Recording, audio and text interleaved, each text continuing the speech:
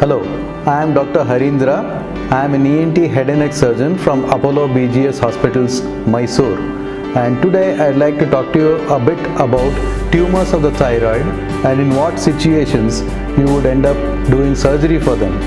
Like you know, thyroid is a small gland in the front of the neck and sometimes it is afflicted by tumorous conditions. And in these situations, there are many scenarios wherein you would have to operate.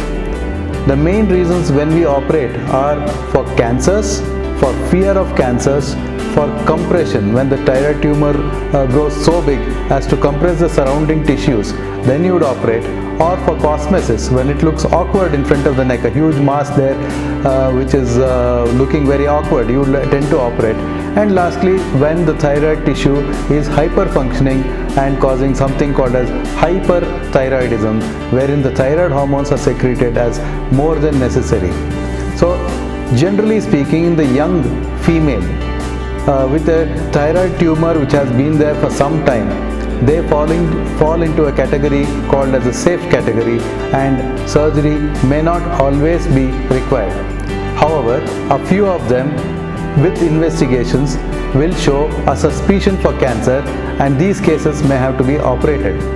And cancers diagnosed by fine needle aspiration, whichever age group they belong to, always need to be operated. And tumors, for example, which are dipping into the chest, causing compression in the chest, or which are so big as to compress the surrounding tissues like the airway, the windpipe, they need to be operated. And lastly, those cases which are functioning more, causing hyperthyroidism, also need to be operated. Apart from these, we get a lot of swellings of thyroid, generally called as goiter, which may or may not be operated and can be treated medically in many cases. Thank you very much.